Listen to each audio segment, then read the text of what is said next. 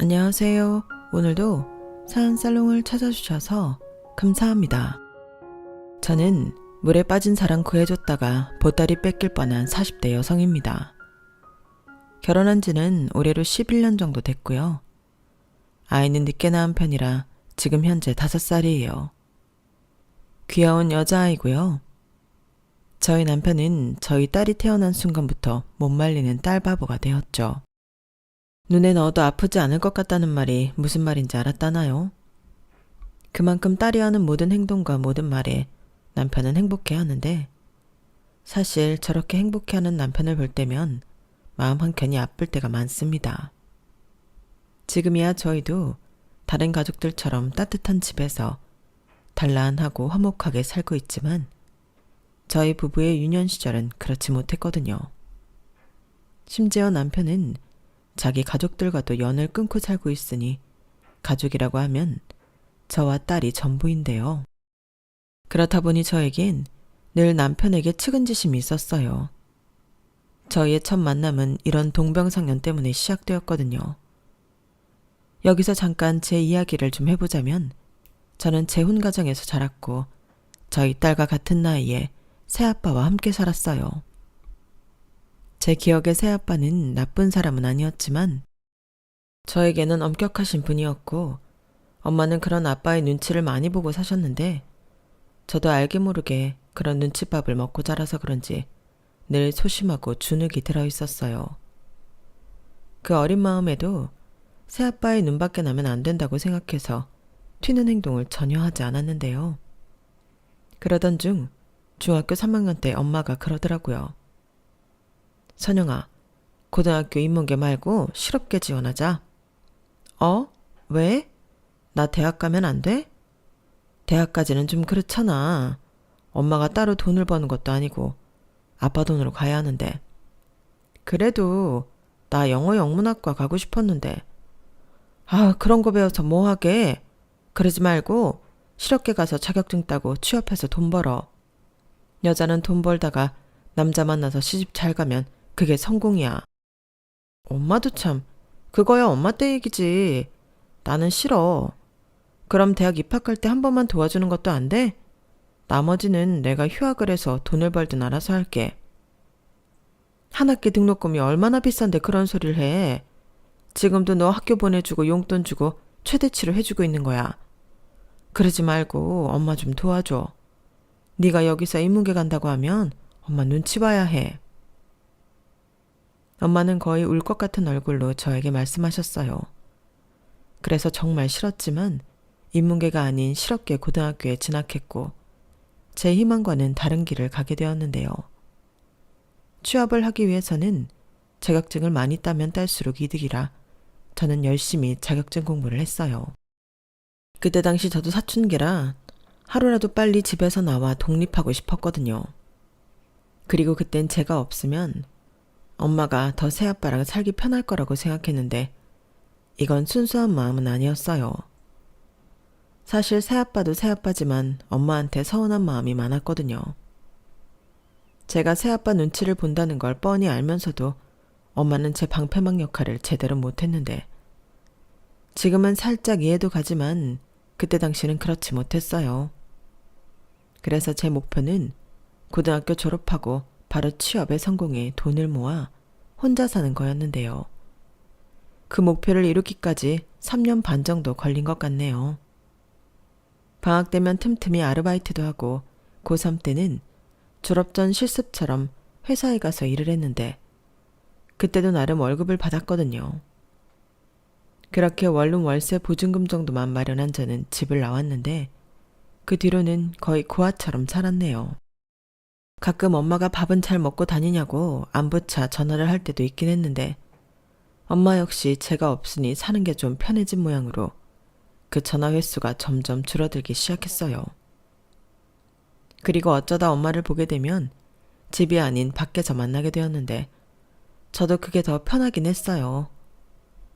그러다 거래처 공장 사람이라며 남편을 만나게 되었고 저보다 4살 많은 오빠였는데 저는 사무실 막내, 남편은 공장 막내라 더 편했더랬죠. 그리고 업무차 심부름을 할 때면 거의 대부분은 남편이 나와 저를 맞아줬는데요. 그러면 우유나 캔커피 같은 것도 편의점에서 샀다며 하나씩 주고 그렇게 친해졌어요. 그리고 한 번은 공장에 오후 늦게 외근을 나갔다가 그대로 퇴근하는 날이었는데 남편이 저더러 퇴근하냐며 자기가 근처에 맛있는 부대찌개 집이 있다고 같이 가자고 하는 게 아니겠어요? 그래서 그때는 저 남자가 나한테 관심 있나? 저는 처음으로 두근두근 가슴이 뛰었는데 알고 보니 부대찌개는 2인분부터 주문이 가능해서 저더러 같이 가자고 한 거더라고요. 그리고 정말 그날은 밥만 먹고 헤어졌는데 딱히 남편이 저한테 잘못한 게 없음에도 저는 서운했죠. 그때 알았어요. 제가 남편에게 호감이 많이 있었던 거죠. 조금만 잘해주면 좋았고 또 조금만 서운해도 우울했는데 첫사랑이라 더 감정 컨트롤이 안 됐던 것 같아요. 그러다 이렇게 계속 저 남자의 행동에 일희일비하는 제 자신이 싫어 마음을 다드려 했는데 그때 마침 회사 언니와 삼겹살에 소주를 마시다 남편과 남편 일행을 만나게 되었어요. 그렇게 합석이 이루어졌고 술이 들어가 그런지 남편에게서 뜻밖의 고백을 받게 되었는데요. 취중진담이라고 하잖아요. 남편은 몇 번이고 저한테 자기 마음을 고백하고 싶었지만 자기가 처한 상황 때문에 그럴 용기가 없었다고 하더군요. 나는 아버지가 없어. 교통사고로 돌아가셨는데 그래서 엄마가 나랑 내 동생을 키워야 했지. 내 동생은 태어날 때부터 다리가 기형이라 걷는 게 불편한데 그래서 더 엄마가 혼자 힘들었어. 그래서 그걸 보고 어릴 때부터 나는 돈을 벌어야겠다고 생각했는데 그렇게 내가 돈을 버니까 엄마가 처음에는 고맙다고 하더니 나중엔 점점 나한테만 의지하는 거야. 사실 서울에 괜찮은 곳이 있어서 가서 일을 하고 싶었거든. 근데 거기도 못 가게 하더라고. 이젠 자기 혼자 못 산다고. 그런데 내가 어떻게 여자를 만나? 말도 안 되지. 그래서 마음은 굴뚝 같은데 아무 말도 못했어. 이렇게 많이 좋아하는데. 나 좀 찐따 같지? 미안. 저는 느닷없는 남편의 진지한 고백에 아무 말도 하지 못했어요. 나 역시 힘든 가정 환경에서 자랐다고 생각했는데 저에 비하면 남편은 힘들다는 말로는 다 표현할 수가 없을 것 같았거든요. 그리고 저 역시 어린 나이라 결혼까지 염두한 건 아니더라도 저런 남자를 만나면 고생할 것 같다는 예감이 들었는데 사람이 안 된다고 하면 더 하고 싶다고 남편에게 향하는 마음을 끝내 주체할 수 없게 되었어요. 어차피 힘들게만 살아온 인생인데 조금 더 힘들면 어떠냐. 대신 좋아하는 사람 옆에서 실컷 있을 수 있으니 그건 그거대로 괜찮을 것 같았는데요. 그래서 다음 날 기억도 안 난다는 남편에게 제가 먼저 고백해버렸어요. 사실 남편이 기억이 안 난다는 건 믿지 않았거든요. 그리고 제가 직진 고백을 하니 남편은 아이처럼 당황한 모습이 역력했는데 지금도 그때의 얼굴이 기억 속에 생생해요. 너무 귀여웠거든요. 그렇게 저희는 저의 직진 고백으로 연인 사이가 되었고 연애 경험이 없는 저였지만 이런 사람을 내가 또 만날 수 있을 만큼 남편이 좋았어요. 남편은 늘 배려심이 많은 사람이었고 같이 있으면 배울 점도 많았는데 연애 기간이 길어지면 길어질수록 저는 남편을 더 많이 좋아하게 되었어요. 그러면서 저는 어릴 때 새아빠가 있었지만 아빠의 사랑을 받아보지 못했는데 그걸 비슷하게나마 남편에게서 느낄 수 있었는데요. 그건 아마도 남편이 제 행복하지 않았던 유년 시절을 알았기 때문에 더 신경 써준 부분이라 생각했어요.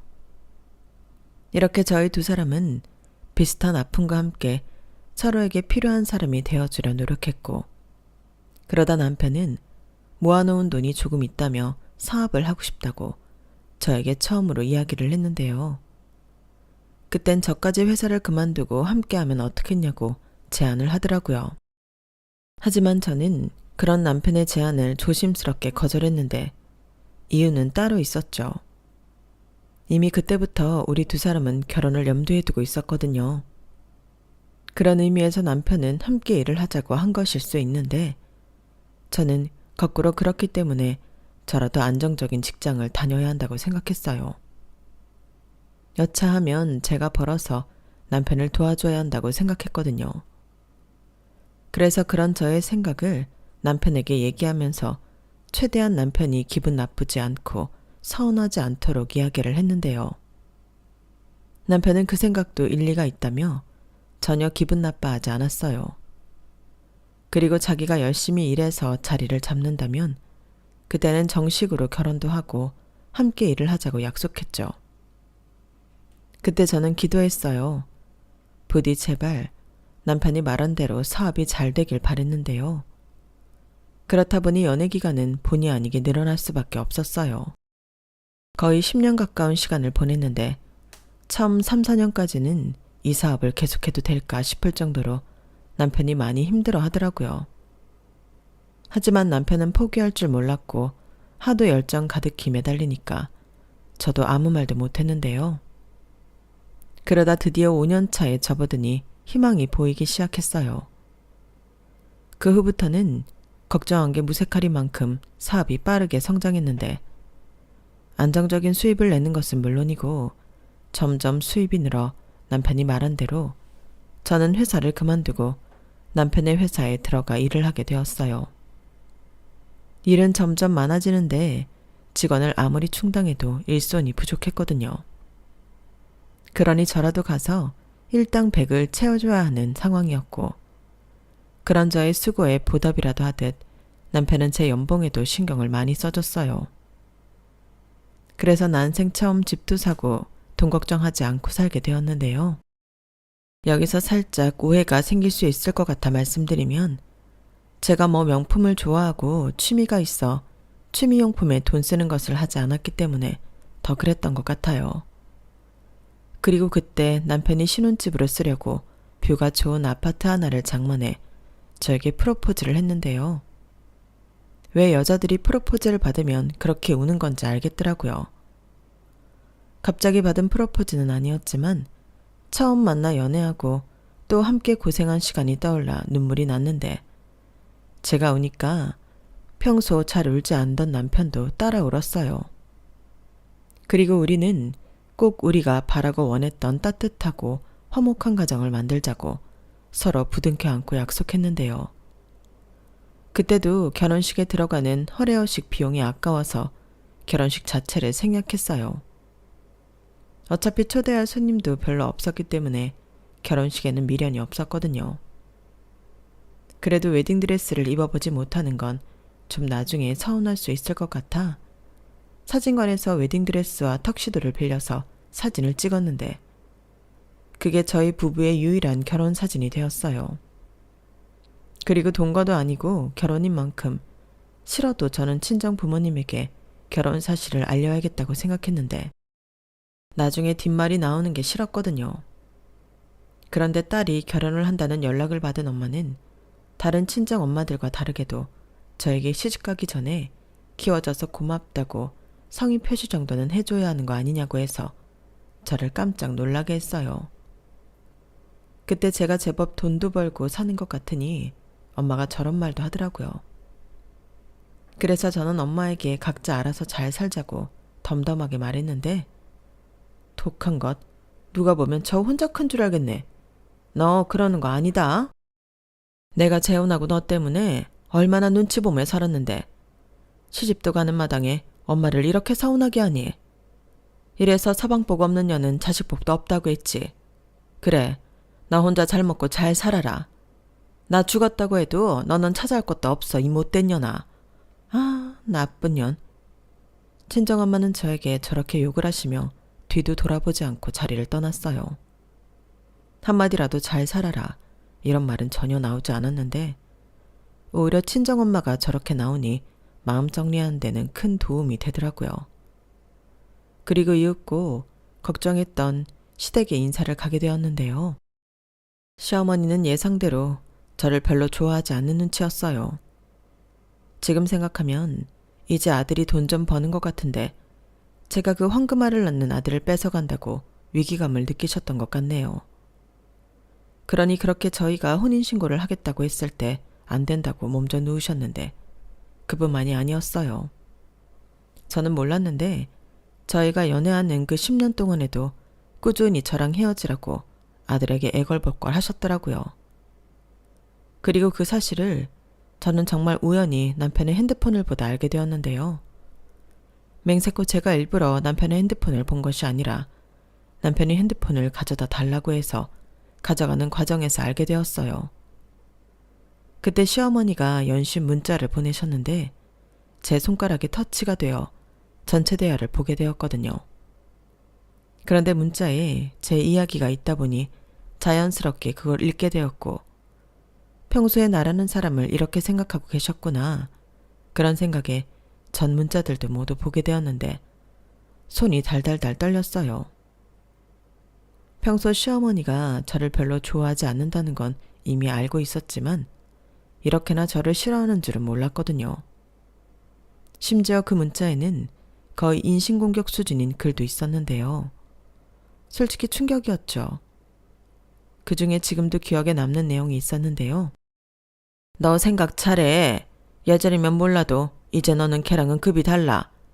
그리고 지금보다 조금만 더 네가 벌면 그때는 걔랑은 비교도 되지 않을 여자들이 줄을 설 텐데 왜 자꾸 걔랑 결혼을 하겠다는 거냐? 혹시 걔가 뭐 네 약점이라도 잡은 거야? 저 문자는 아마도 평생 잊지 못할 것 같아요. 사실 저거 말고도 10년이나 만났는데 너도 새 여자 만나고 싶지 않냐? 뭐 그런 내용도 있었는데 다행히 남편은 시어머니가 그런 문자를 남길 때마다 단호하게 대처한 듯 보였어요. 그런 말 하지 말라느니 엄마가 뭘 한다고 그러냐느니 그런 소리 할 거면 연락도 하지 말라느니 이런 식으로 대응을 한 흔적이 보였는데요. 그렇기 때문에 결혼을 했어요. 만약에 저런 시어머니 문자에 조금이라도 이상한 낌새가 보였다면 지금의 저희 가정은 세상에 존재하지 않았겠죠. 그리고 하나를 보면 열을 안다고 남편은 정말로 남의 편이 아닌 제 편 같았는데요. 감사하게도 남편은 지금까지도 늘 제가 1순위인 사람입니다. 아무튼 이렇게 저희는 양가 부모님의 축복은 전혀 받지 못하고 부부가 되었어요. 솔직히 양가 부모님을 떠올리면 조금 우울해지는 건 어쩔 수 없는데 그것 때문이라도 저희 둘이 더 열심히 살았어요. 남편이 기꺼이 준비해준 신혼 아파트에서 평생 꿈만 꿔왔던 행복한 시간을 보냈는데 제가 살던 집은 월세를 주게 되었죠. 앞으로도 계속 제 명의의 집은 그렇게 세를 주어 부수입 창출에 이용할 예정이었는데 이 사실을 아시고 말씀을 하시는 건지 시어머니가 한 번은 저를 붙잡고 하소연을 하기 시작하셨어요. 당시 시댁 역시도 월세였는데 시어머니는 평생 소원이 월세 걱정하지 않고 사는 거라며 제 명의 아파트에서 살고 싶다고 하셨어요. 내가 아주 눌러 앉겠다는 건 아니고 우리 막내 장가갈 때까지만 살게. 나도 돈을 모아야 막내 장가를 보낼 거 아니냐. 너도 알지? 우리 막내 장애 있는 거. 그래서 내가 도와줘야 해. 지금 만나고 있는 여자도 있다고 하던데 오래 있지는 않을 거야. 나도 아파트에 좀 살아보자. 이렇게 시어머니는 처음으로 저에게 부탁이라는 걸 하셨어요. 그러자 저는 고민이 될 수밖에 없었는데요. 따박따박 월세 받을 계산이 있었는데 시어머니와 시동생을 살게 하면 그 월세를 포기해야 했으니 그게 고민이 됐어요. 하지만 차마 시어머니가 저에게 처음으로 하신 부탁을 거절할 수는 없었는데 그게 남편도 제가 도와줬으면 하는 눈치여서 더 그랬던 것 같아요. 나중에 망설이고 있는 저에게 그러더라고요.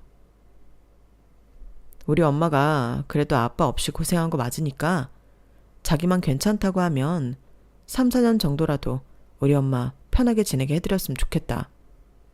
이렇게까지 얘기를 하는데 저도 더는 망설일 수 없었어요. 그래서 큰 맘을 먹고 집을 빌려드리기로 했는데요. 막말로 명의를 내놓으라고 하는 것도 아니고 계속 사시겠다는 것도 아니니까 지금은 점수 좀 따고 월세 수익은 그 이후에 받자고 결심했죠.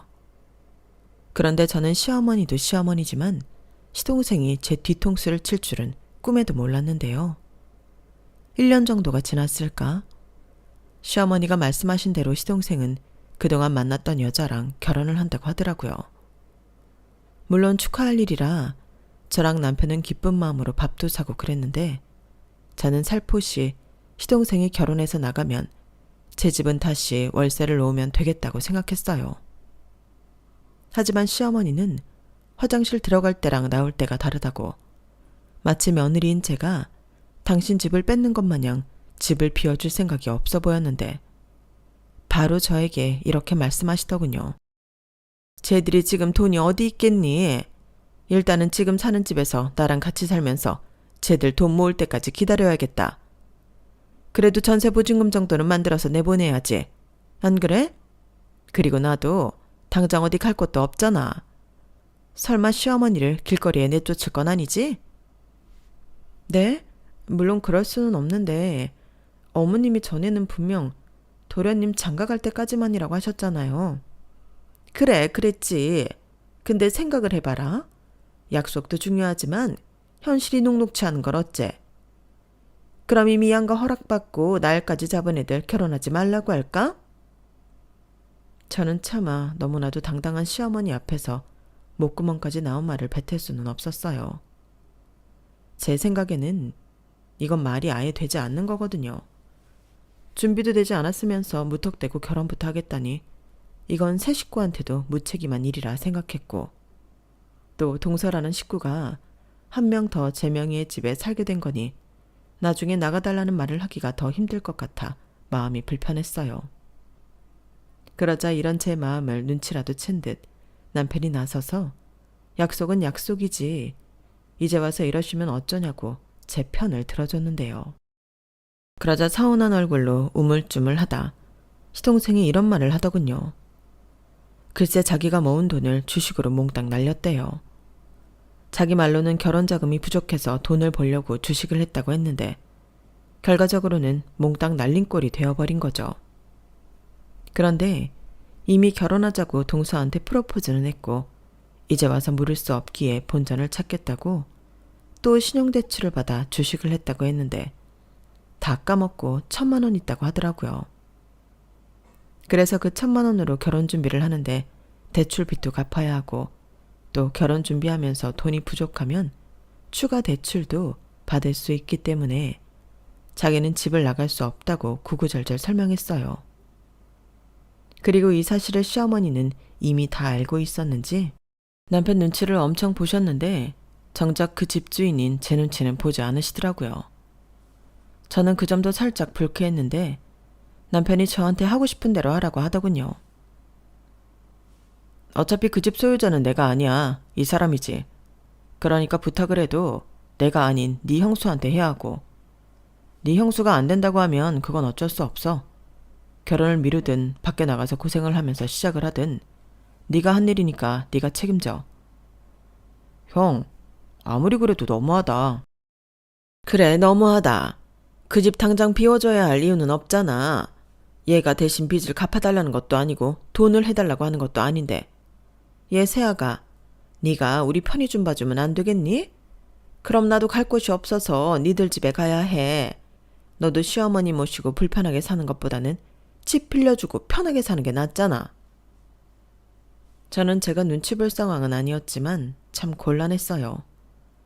상황은 대충 알겠고 시동생의 한 어리석은 행동은 참을 수 없이 짜증이 나는데 시어머니 말처럼 그 집을 비워달라고 하면 당장 시어머니도 갈 곳이 없어 저희 부부가 모셔야 될 수도 있고, 이런저런 생각을 해보니 그냥 그 집은 빌려주는 게 나을 것 같더라고요. 어차피 3, 4년 생각한 일이었고 그 안에 시동생이 빚도 갚고 돈 좀 모으면 그때는 좀 수월하게 집을 비워줄 수 있지 않을까, 그런 생각을 했고, 그래야지만 가족으로서도 불편해지지 않을 것 같았는데요. 그래서 알겠다고 대신 길게 기다릴 수는 없고 3년 정도 생각하겠다고 이야기하고 그 일은 넘기게 되었어요. 그러자 남편은 고맙고 미안하다며 저에게 더 잘해줬고 며칠 가지는 않았지만 시어머니도 시동생도 저한테 친절하게 대해줘서 그건 그거대로 괜찮았어요. 그리고 시동생은 동서랑 결혼해 제 아파트에 신혼살림을 차렸는데요. 저희 부부도 형이고 형수다 보니 돈 2,000만 원을 시동생한테 축하금으로 미리 줬어요. 시동생이 돈이 없다는 걸 알고 있기도 했고 신혼 초에는 이곳저곳 돈 나갈 것도 많으니까 다른 선물을 하는 것보다는 현금이 낫겠다고 생각해 그리 한 건데 시동생이 제가 예상한 것보다 훨씬 많이 좋아하는 거 있죠. 그러자 저도 남편도 뿌듯해했는데 그렇게 맞이한 동서는 뭐랄까 가까이 하기엔 조금 먼 당신이었어요. 그래도 장애가 있는 시동생과 결혼하고 또 시어머니도 모시고 신혼살림을 하니 다른 여자들보다는 마음이 너그러운 사람이라고 생각했는데 사실 그것도 아니더라고요. 저랑 별로 친하지도 않는데 동서는 불만이 생기면 저한테 전화를 했어요. 그러고는 시동생 욕, 시어머니 욕을 하며 자기가 너무 힘들다고 징징거리며 울기도 했는데 그때까지는 그래도 동서가 같은 며느리라고 형님이 나한테 의지하나 보다 그렇게 생각하고 동서의 마음을 위로해줬죠. 그리고 이따금씩 10만 원, 20만 원 기분 전환이라도 하라고 용돈을 보내줄 때도 있었는데요. 이건 남편도 모르는 돈이었어요. 그저 순수하게 제가 동서를 위해 쓴 돈이었거든요. 그런데 이런 제 선의가 문제였을까요? 동서가 시집오고 1년이 조금 지난 후였는데 동서가 그동안 불만이 많았는지 그걸 한꺼번에 터뜨리더라고요. 그리고 그 불똥이 엄한 저한테도 튀었는데 그날도 저를 무슨 대나무 숲인 양 전화를 해서는 자기가 왜 이렇게 사는지 모르겠다부터 시작해 불만을 쏟아냈어요. 그래서 저도 열심히 동서의 말을 듣고 그래, 동서가 많이 힘들지? 시어머니 모시고 사는 게 보통 일은 아니니까. 그럼 도련님이라도 동서한테 잘해야 할 텐데. 우리 도련님이 살가운 구석은 없어. 근데 그건 형인 우리 남편도 마찬가지야. 이런 식으로 최대한 동서 기분을 풀어주려 애를 썼는데 동서는 갑자기 정색을 하더니 저더러 왜 남의 일처럼 이야기하냐고 따지기 시작했어요. 애당초 이건 형님한테도 문제가 있어요. 형님이 맏며느리인데 둘째 며느리인 제가 왜 어머니를 모셔요? 형님도 맏며느리면 그에 맞는 노릇을 해야죠. 동서, 지금 나더러 맏며느리 노릇을 못한다고 하는 거야? 네, 제가 뭐 틀린 말 했어요? 형님은 매사 돈으로만 때우시는 분이시잖아요. 뭐라고? 나는 동서가 힘들다고 하니까 안 된 마음에. 나 참 그러시겠죠. 제가 어머니를 계속 모셔야 하는데 제가 힘들다고 하니까 돈으로 그 순간만 넘기시는 거잖아요. 사람이 그러면 안 되는 거죠. 저도 이제 할 만큼 했어요. 우리 남편한테 들어보니 형님은 시집와서 단 한 번도 어머니 안 모셨다면서요. 그러니까 이제부터는 형님이 어머니 모시세요. 이제 형님 차례라고요. 동서가 뭔가 오해가 있는 것 같은데 나는 지금 내 할 도리 충분히 하고 있어. 집도 빌려드렸지. 매달 용돈으로 100만 원씩 보내드리지. 근데 이제는 나더러 시어머니를 모시기까지 하라고? 동서, 아무리 그래도 이건 좀 아니지 않아? 그럼 동서는 내 집에서 도련님이랑 재미나게 살겠다고? 그럼 그냥 공평하게 그 집에서 다 나와. 네? 지금 그게 무슨 말씀이세요? 무슨 형님이 집을 빌려줘요. 형님 진짜 웃기시는 분이네? 우리 집은 우리 남편 명의인데 지금 무슨 소리 하시는 거예요? 뭐? 그 집이 도련님 명이라고? 누가 그래? 도련님이 그래? 어머님이 그래? 웃기는 건 내가 아니야. 못 믿겠으면 지금 당장 인터넷 등기소에서 그 집 명의 확인해봐. 나야말로 황당하다. 사정사정해서 어쩔 수 없이 집 빌려줬더니. 뭐? 내가 어머니를 안 모셔도 되는 이유? 내가 그 집을 공짜로 빌려드렸기 때문이야. 동서도 따지고 싶으면 뭘 제대로 알고 따져. 그리고 나도 바쁜 사람이니까 이제 용건 없으면 이런 식으로 전화하지 말아줄래? 내가 감정 쓰레기통도 아닌데 이제 그만하자. 저는 동서의 말에 황당하고 어이가 없어 다시는 이딴 전화하지 말라고 쏘아 붙여주고 전화를 끊었어요. 그러자 생각하면 할수록 괘씸해서 미칠 것 같았는데 1시간도 지나지 않아 동서한테 또 연락이 왔어요. 가뜩이나 짜증나서 죽겠는데 당연히 그 전화 받고 싶지 않았고 그래서 무시했더니 집요하게 계속 전화를 하더군요. 그래서 뭐라고 또 한 소리 해야겠다 싶어 전화를 받았습니다. 그런데 동서는 대성통곡을 하고 있었어요. 자기가 속아서 사기 결혼을 당했다며 너무 억울하다고 숨이 넘어갈 정도로 울었는데 자세히 들어보니 동서가 왜 그러는지 이유를 알겠더라고요. 글쎄 시동생이 자기가 신혼집을 마련했으니 다른 결혼 자금은 동서더러 부담하라고 했대요. 그뿐만이 아니라 시어머니도 자기 아들이 집이 있고 시집 와서 몇 년 있다가 공동명의 시켜주겠다며 예단도 이것저것 빵빵하게 불렀다고 했는데 그것들만 합쳐도 돈 3천만 원은 넘는다고 하더군요. 그러니까 시어머니와 시동생이 아주 작당을 하고 동서를 속인 건데 그 사실을 이제야 알았으니 동서가 팔짝 뛸만도 하죠. 그래서 저는 동서의 말을 끝까지 들어줬어요. 제가 할 수 있는 게 그것밖에 없었거든요. 그리고 제가 정말로 시동생이나 시동생 그리고 동서한테 명의를 넘겨준 것도 아니었기 때문에 그저 저 나쁜 인간들 하고 같이 욕을 할 뿐이었는데 사태가 사태인 만큼 그냥 넘어갈 수는 없었죠. 저는 동서를 겨우 달래놓고 남편한테 바로 이야기를 전했어요. 아무래도 두 모자가 동서한테 내 집을 핑계로 사기를 친 것 같은데 이걸 그냥 두면 안 될 것 같다고 말했죠. 그러자 남편은 제 말에 인상을 팍 구기더니 남은 일정들을 모두 취소했는데 곧장 시어머니와 시동생을 만나러 가자고 하더라고요. 그렇게 도착한 제 아파트에는 이미 벌써 난리가 나 있었는데 동서 목소리가 아주 쩌렁쩌렁하게 울려 퍼지고 있었어요. 그리고 저희 부부가 집 안으로 들어가니 시동생이 저를 보자마자 불같이 화를 냈는데요. 그러면서 한다는 말이 아주 못 들어줄 말들이었어요. 제가 제 집을 자기한테 준다고 했다는 거예요. 말도 안 되는 소리였죠. 도련님, 제가 언제 그랬어요? 왜 없는 말을 하시는 건데요? 형수가 그랬잖아요. 엄마랑 여기서 살라고. 형도 들었잖아. 야 임마, 너 지금 그렇게 거짓말로 이 상황에 넘겨질 것 같냐? 우긴다고 될 것 같냐고. 네 형수가 언제 그랬어? 너 주식으로 돈 다 날리고 빚 있다고 그거 갚아야 한다고 해서 그냥 몇 년만 더 살라고 해줬더니 이게 아주 형수 집을 날려먹으려고 해? 형이 어떻게 나한테 이럴 수 있어? 왜? 내가 너한테 뭘 어쨌길래? 너야말로 사람이 그렇게 살면 안 되는 거지. 너는 재수 씨가 불쌍하지도 않냐? 어떻게 너랑 결혼해준 사람한테 그딴 거짓말을 해? 네가 그러고도 남자고 남편이야? 너 안 되겠다. 당장 이 집에서 나가. 뭐? 형이 뭔데 나가라 말아야. 내가 왜 나가? 나는 못 나가. 나는 평생 이 집에서 살 거야. 시동생은 마치 아무 말도 들리지 않는다는 듯 이젠 생떼를 부리기 시작했어요. 그러자 화가 머리 꼭대기까지 오른 남편의 손이 번쩍 올라갔는데 그때 쏜살같이 시어머니가 튀어나와 남편을 말리더라고요. 그리고 어떻게 동생한테 그런 모진 말을 할 수가 있냐며 시어머니는 제 남편 등짝을 때리기 시작하셨는데 아니, 같은 아들인데 왜 저렇게 행동하시는 건지 저도 너무 화가 났어요. 그래서 그때는 제가 시어머니를 말리며 내 남편 때리지 말라고 큰 소리를 냈죠.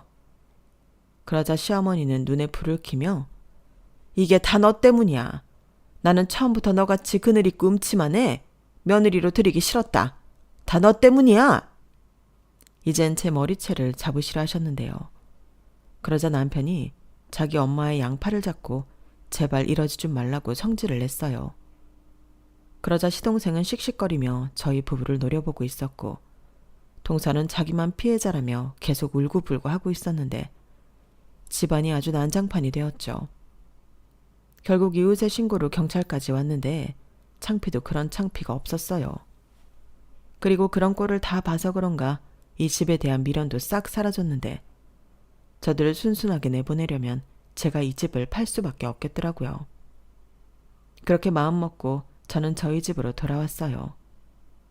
그러자 다음날 8시도 되지 않았는데 시어머니가 전화를 하셨고 빨리 자기 집으로 오라고 성화를 부리셨는데요. 들어보니 동서가 간밤에 지도새도 모르게 집을 나간 모양이었어요. 뭐 저로서는 예상하지 못한 일은 아니었는데 시어머니와 시동생은 많이 놀란 것 같더라고요. 그리고 시어머니는 제가 자기 마음처럼 따라주지 않을 것 같자 다짜고짜 너도 참 애가 매정하다. 우리 아들이 집이 없는 것도 아닌데 그냥 네 집은 우리 작은 애 줘도 되는 거 아니냐? 그랬으면 이런 사단도 일어나지 않았잖아. 지금이라도 늦지 않았어. 그냥 우리가 사는 집은 우리 둘째 앞으로 명의 변경해줘라. 그러면 둘째 며느리도 집에 돌아올 거야. 이러다가는 얘니 이혼할지도 몰라. 어제는 나더러 예단으로 받은 거 다 토해내라고 아글아글시더라. 이렇게 말씀하셨어요. 그 말을 듣는데 저는 어이가 없어서 헛웃음이 튀어나왔어요. 그리고 아마도 이 인간들은 처음부터 이런 식으로 내 집을 뺏어갈 작정이었구나. 그런 생각이 들었는데요. 저는 곧장 남편한테 미안하지만 그 집은 팔아서 없애야겠다고 말했어요. 그 집을 계속 가지고 있으면 똑같은 일이 끊이지 않을 것 같기 때문에 그러고 싶다고 이야기했죠. 그러자 남편은 자기도 그렇게 생각했다며 빨리 팔리게 시세보다 저렴하게 내놓자고 했는데요. 그러면서 그만큼의 손해보는 차익은 자기가 마련해 주겠다고 했는데 남도 아니고 그 돈은 필요 없다고 했네요. 그렇게 저는 곧장 부동산에 아파트를 시세보다 저렴하게 금매로 내놓았고 그날 당일부터 집을 보겠다는 사람이 줄을 지었나 보던데 어머니에게서 또 시동생에게서 전화가 계속 걸려왔어요. 저는 일부러 받지 않았죠. 그리고 그날 저녁 저는 제 아파트 매도 계약을 했는데 그 사실을 알게 된 시어머니가 제 멱살을 잡고 어떻게 이럴 수가 있냐고 따져 물으셨어요.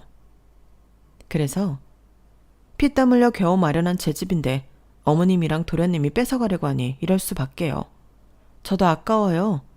라고 말을 했는데 시어머니는 저더러 악독한 년이라고 막말을 쏟기 시작하셨어요. 여기에 차마 쓸 수 없는 쌍욕도 해주셨는데 자기 아들이 불쌍하지도 않냐고 하시더군요. 솔직히 제 입장에서는 시동생이 왜 불쌍한지 그 이유를 찾긴 어려웠어요. 다리가 불편해 장애가 있긴 하지만 그렇다고 남들과 전혀 다르지 않은데 시어머니는 자기 아들이 엄청난 장애가 있다고 생각하시는 것 같았어요. 그러니 오히려 자기 아들을 장애인으로 취급하는 건 제가 아니라 시어머니셨는데 당사자는 그걸 모르는 것 같더라고요. 아마 평생 모를 것 같기는 했는데 시어머니는 그렇기 때문에라도 자기 아들이 이 이상 고생하길 바라지 않는다고 하셨어요. 그리고 그때였죠. 뒤늦게 나타난 남편이 시어머니 때문에 시동생이 더 한심한 인간이 된 거라며 제가 하고 싶은 말을 콕 집어 했는데 이제는 자기도 더는 미련이 없다고 찰눈을 끊자고 하더군요. 그러니까 시어머니도 시동생도 이젠 보지 말고 살자고 한 건데요. 이럴 줄 알았으면 저한테 집 빌려달라고 했을 때 그때 바로 안 된다고 하고 손절할 것을 후회한다고 했어요. 그러자 이게 다 불려시 같은 제가 자기 아들을 뒤에서 조종한 거라며 자기가 무슨 일이 있어도 저희 부부를 이혼시켜 놓겠다고 악담을 퍼부으셨는데 남편은 어디 해보실 수 있으면 해보라고 제 손을 잡고 그 자리를 떠났어요. 남편이 얼마나 화가 났는지 저를 붙잡고 있는 손이 팔에 피가 통하지 않을 만큼 힘이 잔뜩 들어갔는데 남편 마음은 더 아플 것 같아서 제 마음도 좋지 않았어요. 그리고 저희 둘 다 한참 동안은 아무 말도 하지 않고 침묵 속에 있었는데 남편이 먼저 미안하다고 말을 하기 시작하더군요. 사실 남편이 미안할 일은 하나도 없는데 남편은 아니라며 자기 때문에 이런 수모를 겪게 되었으니 자기가 미안한 게 맞다고 하더라고요. 무슨 소리야. 막말로 그 집도 내가 누구 덕에 샀는데 자기 잘못은 하나도 없어. 아니야. 내가 우리 엄마 어떤 사람인지 모르는 거 아닌데 그리고 내 동생도 그렇지. 나는 그놈도 그럴 줄 몰랐어. 당연하지. 아무리 가족이라고 해도 어떻게 자기가 어머님 도련님 속을 다 알아? 그냥 상황이 이렇게 된 거야. 그러니까 자기까지 그러지 마. 그럼 나도 미안해지잖아. 자기가 왜? 자기는 미안할 거 하나도 없어. 그리고 앞으로는 전화도 받지 말고 찾아와도 경찰에 신고해. 우리한테 더는 다른 가족은 없어. 자기랑 나랑 이렇게만 살자. 저는 남편의 말에 더는 아무 말도 하지 않고 남편을 꼭 안아줬어요. 그리고 저와 남편을 위해서라도 아이는 빨리 가져야겠다고 그때 생각했는데요. 그러다 2, 3일이 지났을까 술에 잔뜩 취한 시동생이 저희 집을 찾아왔더군요. 그러자 남편이 문 열어줄 것 없다고 경찰에 바로 신고했는데 그때 현관문 밖에서 시동생이 자기 이혼당하게 생겼다고 울기 시작했어요. 그러면서 자기가 형이랑 형수 대신 자기 엄마를 봉양했는데 그 집 줄 수도 있는 거 아니냐고, 어떻게 동생 주기 싫으니까 헐값에 팔아버릴 수가 있냐고, 그 집은 자기가 마땅히 받아야 할 자기 집이라고 우기는데 정말 지긋지긋하더군요. 그리고 몇 분이 지나지 않아 경찰들이 도착했고 시동생은 경찰차를 타고 사라졌는데요. 살다 경찰을 2번이나 보고 씁쓸하더군요. 그리고 시어머니는 이대로는 정말 안 되겠다 싶었는지 저를 찾아와 애절하게 빌기 시작했는데, 이미 계약서도 다 쓰고 계약금도 받은 마당에 이러셔도 소용없다고 말씀드렸죠. 그러자 여지없이 얼굴 색을 바꾼 시어머니는 저처럼 독한 년은 처음 봤다, 저 때문에 자기 막내 아들 인생 망쳤다고, 어디 너도 잘 사는지 자기가 두 눈 시퍼렇게 뜨고 지켜보겠다고 저주에 가까운 악담을 늘어놓으셨는데요. 저런 시어머니 때문이라도 저는 더 잘 살아야겠다고 다짐했어요. 사실 욕을 잔뜩 먹긴 했지만 제가 정말로 잘못한 건 하나도 없잖아요. 그래서 더 당당하게 살 수 있었어요. 막말로 남편이 천륜을 끊어버린 것에도 저는 일말의 책임감을 느끼지 않았는데, 남편이 오죽하면 그런 결정을 했을까? 오히려 남편의 마음이 100번 1000번 이해가 되더라고요. 저 역시 친정엄마와 연을 끊고 살고 있기 때문에 자식이 먼저 저런 결정을 했을 때 느껴지는 감정에 대해서는 제가 누구보다 더 잘 알고 있었기 때문에 저는 남편 옆에서 힘이 되려고 노력했어요. 시덥잖은 농담과 장난이라도 남편이 웃을 수만 있다면 상관없다며 온갖 푼수짓도 창피한 줄 모르고 불사했던 저였거든요. 그래서인지 그런 제 노력을 남편은 아주 잘 알아줬고 그 마음이 이어져 지금까지도 저희 부부는 친구처럼 애인처럼 잘 지내고 있는데요. 그렇게 제 명의 아파트 잔금을 받던 날 사건이 또 일어났어요. 저 때문에 오갈 곳이 없다며 저희가 출근한 상황에서 문을 따고 시어머니와 시동생이 이사 트럭을 밀고 저희 집에 쳐들어왔더라고요. 그런데 이럴 것을 남편이 미리 예상이라도 한 듯 어딘가에 전화를 걸었는데, 그러자 금방 트럭과 사람들이 저희 집에 도착했어요. 가만 보니 저희가 종종 이용하는 특수 폐기물 업체 사장님 댁에 차량과 직원들이었는데 순식간에 시어머니와 시동생 짐을 나르기 시작하더군요. 그리고 남편은 다 필요 없는 것들이니 폐기 처분해달라고 말했는데 그 말에 시어머니와 시동생이 눈이 동그래져서는 안 된다고 매달리기 시작했어요. 뭐가 들었는지 모르겠지만 아주 필사적이더라고요. 그렇게 한바탕 소란이 생기니 시어머니가 알겠다고 자기들이 나가겠다고 백기를 들었는데 하는 수 없이 당신 오빠가 있는 시골로 간다고 하셨어요. 그러자 남편은 바로 시골에 계신 외삼촌한테 전화를 걸었고, 상황도 모른 채 날벼락을 맞은 남편의 외삼촌은 수학이 넘어 이게 무슨 말도 안 되는 거짓 같은 일이냐고 노발대발했지만 남편은 개의치 않고 다음날 아침 폐기 처분되기 일보 직전이었던 그 짐들과 함께 시어머니와 시동생을 시골 외삼촌 집으로 보내버렸어요.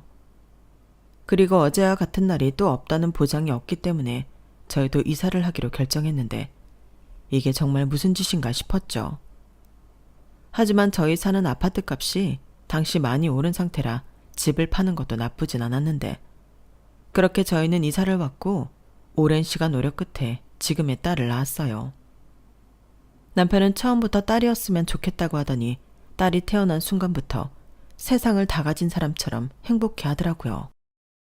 그리고 저 역시 딸을 보면 이 아이는 나처럼 불행하지 않고 온전한 부모의 사랑과 행복을 누릴 수 있게 해주고 싶다는 생각을 많이 하게 되는데, 그래서인지 저도 남편도 저희 딸이 너무나도 소중하고 사랑스럽기만 합니다. 자식을 낳아보니 저도 남편도 저희의 부모를 더 이해할 수가 없었어요. 이렇게 작고 소중한데 어떻게 그렇게 매정하게 대할 수 있던 건지. 그리고 둘이 맹세도 했는데요. 앞으로 어떤 일이 있어도 우리는 우리 딸을 마음 아프게 하지 말자고 약속했어요. 자식은 부모의 선택으로 태어난 거지 본인의 선택으로 태어난 게 아니잖아요. 그러니 더욱 부모인 저희가 더 노력하고 책임져야 한다고 생각합니다. 아직은 어려서 잘 모르지만 앞으로 크면서 우리 딸도 저희 가슴에 대못 몇 개쯤은 박을 수도 있겠죠. 그래도 저희 자식이니까 저희는 포기하지 않고 세상을 지혜롭게 잘 살 수 있도록 좋은 길잡이가 되어주고 싶은데요. 저희가 그런 부모가 될 수 있도록 여러분들이 많이 응원해 주시면 좋겠습니다. 그럼 끝으로 주는 것 없이 그저 받기만 원했던 그 사람들이 자신들의 잘못을 인지하고 후회하는 날이 꼭 오길 바라며 제 이야기는 여기서 마치도록 하겠습니다. 지금까지 긴 사연 들어주셔서 대단히 감사드려요. 세상의 모든 아이들이 부모로부터 상처받지 않고 따뜻한 사랑 속에 자라길 간절히 바라겠습니다. 안녕히 계세요. 여러분, 사연 댓글에 응원과 현명한 조언 부탁드려요. 좋아요와 구독은 저에게 큰 힘이 됩니다. 오늘도 좋은 일 가득하세요.